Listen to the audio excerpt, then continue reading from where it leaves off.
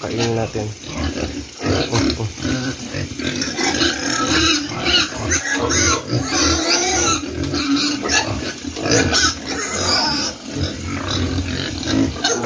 Gutom na.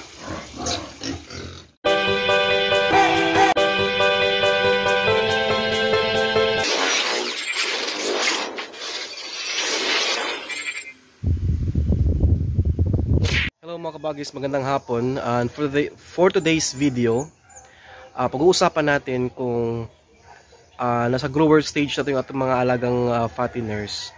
Ano ba yung mga dapat nating tingnan at i-observe? Kasi sa akin, sa mga ganitong edad na mga fatteners, almost 2 months na, we have to make sure na nasa grower stage na sila. Kasi kung nasa grower stage yung mga kabagis at tama yung ating pagpakain, tama yung ating pag-execute doon sa pagpakain ng grower stage natin, ang result niyan mga kabagis, daily basis mayroon tayong makikitang changes sa ating mga alaga, yung mga paglaki nila, yung pagbigat, yung kanilang katawan bumibilog, daily or every other day may mapansin kang pagbabago sa kanila kapag ka nagawa mo ng tama pagkain ng grower stage. At kung hindi mga kabagis, then that's the time now you need to think of changing your feeds or ano yung mga dapat mong gawin para magawa mo or ma-perform mo yung tamang laki, no? Ma-achieve natin yung tamang laki, tamang bigat ng ating mga alaga in a proper way, yung sa tamang panahon, no? So yun yung pag-uusapan natin mga kabagis sa ating topic ngayon. And magbaligo muna tayo sa ating mga alaga. Ipakita ko sa inyo yung mga muka nila, yung muka nila, yung first time nating basain, no? Ganitong mga panahon, malalaki na sila. Gustong-gusto nila talaga yung higaan nila, yung dumi nila. At pakita ko sa inyo din, magpapakain din tayo mga kabagis. So if this is your first time here in my channel, kung hindi pa kayo nakapag-subscribe dyan mga kabagis, or palagi na kayong nanonood sa ating channel, hindi pa kayo nakapag-subscribe, i-subscribe nyo na yan mga kabagis. And you hit the notification bell para updated ka every time na may upload ng gaya nito. Most especially sa ating mga fatteners hanggang mabenta natin. Ito ang muka nila mga kabagis pag walang ligo.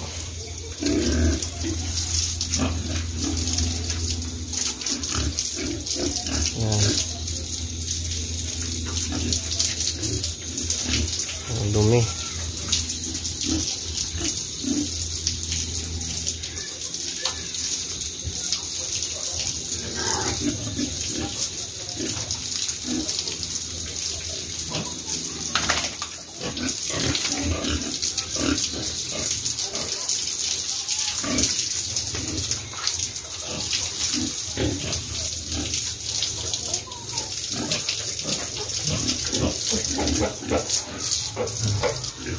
Pinapalambot lang muna natin.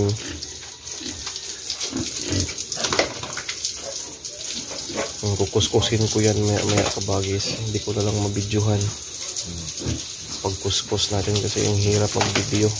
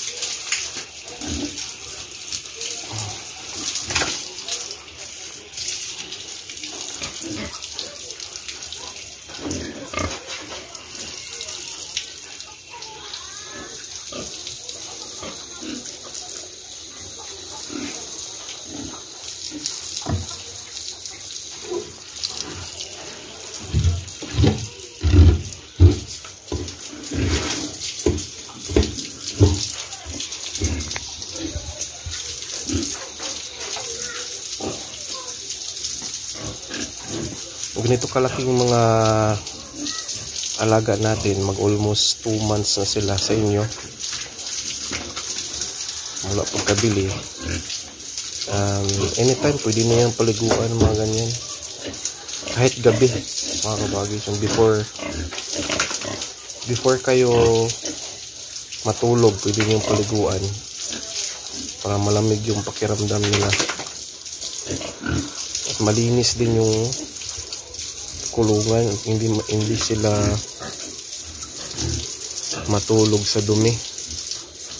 Mga ganito kalaki kasi pansin ko gusto na nila matulog sa kanilang dumi. Gusto higaan nila yung dumi nila eh. Pero nung maliit pa yan, takot yan. Takot sa dumi nila yung mga yan.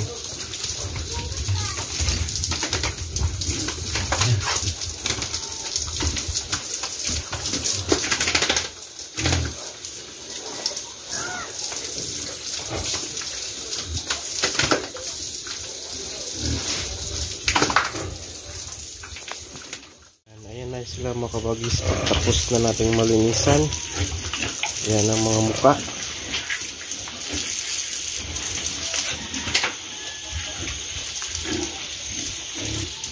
Ayan.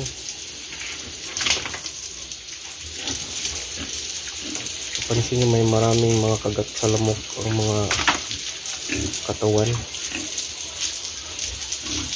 Isa yan sa dahilan bakit ko hinaluan ng Primoxil yung kanilang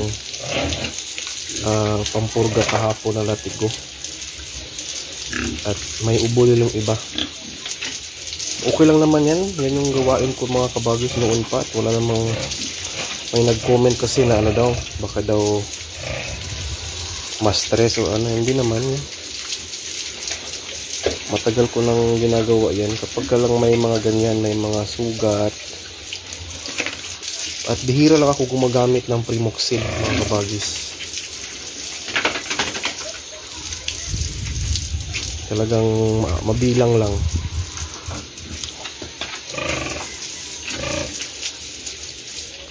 Yan.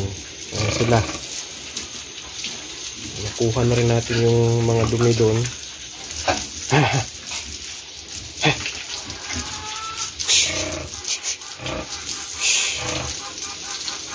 After nito, papakainin na natin itong mga kabagis kasi pananghalian na nila. Yung goat natin, halatang nag-hit kasi ang ingay niya. Matawag ng barako.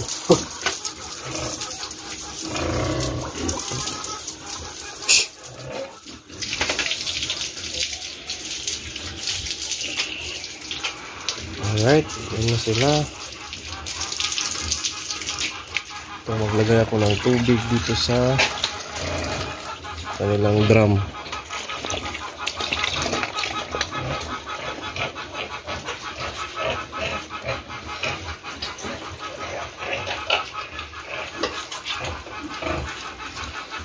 Ayan na. Ito na yung pinaka-close nila na kuha. Kainin ko muna mga kabagis. Kainin natin.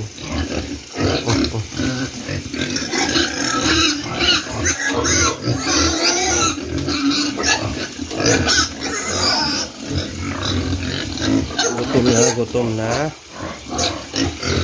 Wait lang. Ito.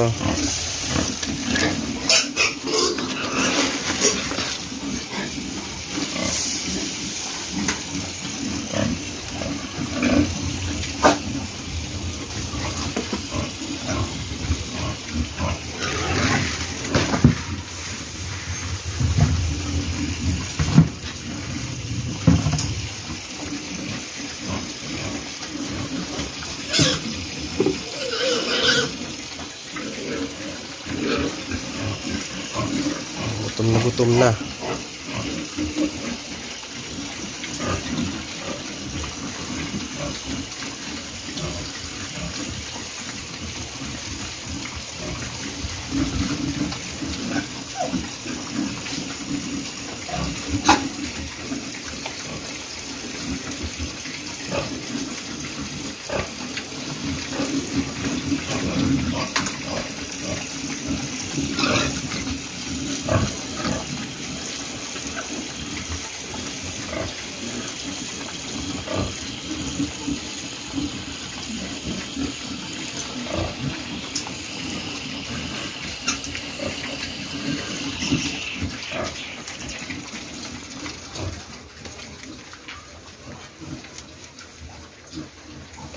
Kung napansin niyo yung first few weeks ng ating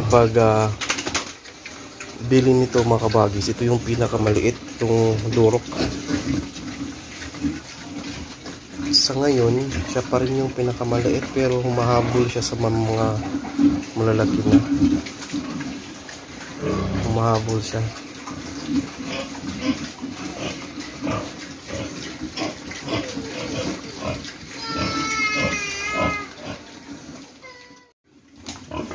Maingay siya.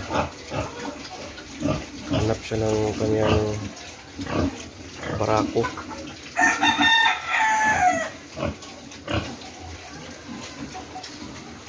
Napansin nyo, hindi na siya gaano kataba. Nire-reducean talaga yung pagkain niya. Yan, hindi masyadong mataba.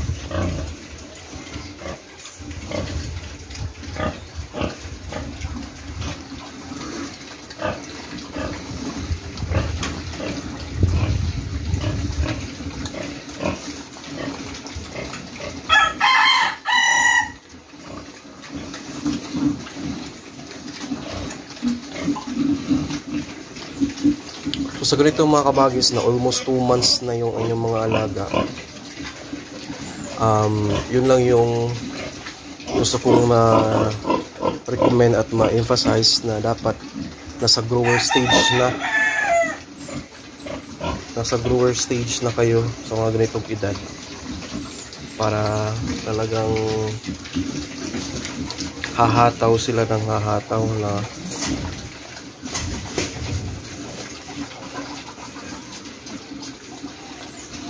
kung napansin ninyo mga kabagis, ako napansin ko kasi dito, ako kasi yung taga-pakain at nagbi-video. Nung nag-start na kaming nag-grower nito, again, yung grower, yung pakain ko is combination of Ultra Pack and BMIG Expert. Grower, kinukumbine ko lang, wala na akong ibang hinahalo. Pero kung mayroon lang sanang hammered corn dito sa amin, then haluan ko pa rin sana ng ganun, pero wala eh. So yun lang ang ginagamit ko. Pero daily, may nakita akong improvement daily sa laki nila. Kumbaga, araw-araw lumalaki sila mga kabagis. Yun yung observe ko sa grower stage na. Yan, sa nagtatanong sa ganyang karaming biik at ganyan kalaki, ang mauubos nila every meal is nasa 5 to 6 kilos pa rin. 5 to 6 kilos every meal.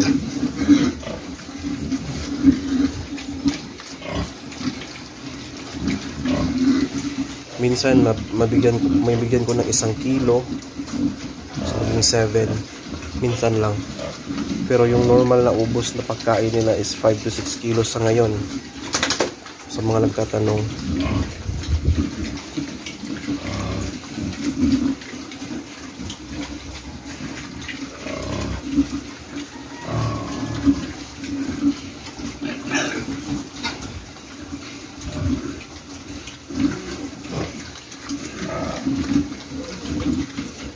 Naka-dry feeding yan mga kabagis kahit grower na, kasi nag-experiment ako, sinubukan ko ng wet feeding. Ang tagal na ubos ng feeds nila. Tapos mayroong chance na mamaho, mayroong chance na magtapon ka o magtapon ka ng tira dahil sa tagal nilang makaubos ng basa na feed. So ganyan lang, dry, mas mas mabilis silang makaubo sa dry feeding. Kaya doon ako kung depende lang talaga yan sa inyo mga kabagis. Ang akin is walang maganda at walang pangit sa dalawa. Kasi pag dry feeding ka, i-make sure mo lang na may tubig kang ganyan. Yan, connected doon sa pig drinker nila. Tapos dry feeding, okay lang yan. Basta yun yung mas nakasadayan at mas hiyang yung mga alaga niyo. Doon ninyo yung pagpakain ninyo.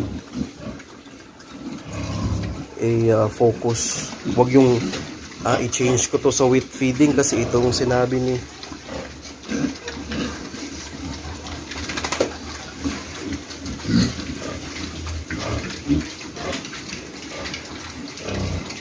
yung mga ganyan mga kabagis ba na i-change ko to sa wet feeding kasi yung sabi ni kabagis o yung sabi ng vlogger na maganda daw ang wet feeding. Mas nasanay yung baboy mo sa dry tapos talagang pinilit mo sa wet feeding kahit ayaw nila. So ang ending niyan, magtatai talaga yan kasi maano yung pagpakain mo, mabigla sila at ayaw nila yon, tapos pinilit mo pa rin